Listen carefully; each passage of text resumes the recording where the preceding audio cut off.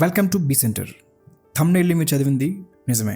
అయితే అది ఎక్కడంటే మన దేశంలోని క్లీనెస్ట్ సిటీస్లో ఒకటిగా చెప్పుకునే మధ్యప్రదేశ్లోని ఇండోర్ సిటీలు. ఇక నుంచి అంటే జాన్ 1, 2025 నుంచి ఇండోర్ స్ట్రీట్స్లో భిక్షగాళ్ళకి డబ్బులు లేదా ఫుడ్ ఇవ్వడం నేరంగా పరిగణిస్తారు.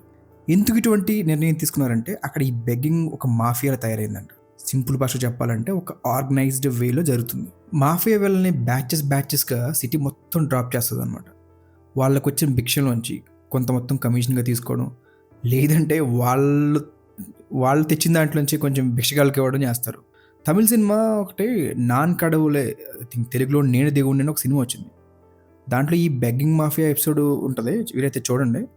బెగ్గింగ్ మాఫియా ఎలా పనిచేస్తుందో చాలా డీటెయిల్గా ఉంటుంది అనమాట.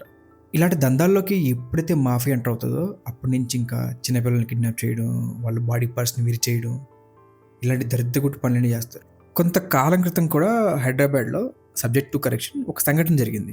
భార్యాభర్తలు ఇద్దరు వర్కింగ్ అనమాట. వాళ్ళు ఏం చేశారంటే ఒక ఆయన హైర్ చేసుకున్నారు వాళ్ళ బాబును పాపను చూసుకోవడానికి. ఏదో తేడాగా జరుగుతుందని వాళ్ళకి కనిపెడితే వాళ్ళకి తెలిసిన విషయం ఏంటంటే అడుక్కునే వాళ్ళకి ఆ బాబుని అతికిస్తుందంట ఆ ఆయ.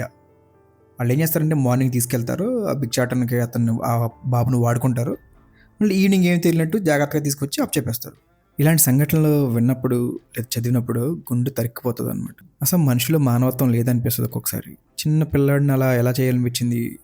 అమ్మో, అడుక్కోవడం వృత్తిగా మార్చుకున్న వాళ్ళ గురించి నాకేం బాధ లేదు, కానీ ఏ దిక్కు ముక్కు లేని వాళ్ళ గురించే నా బాధ.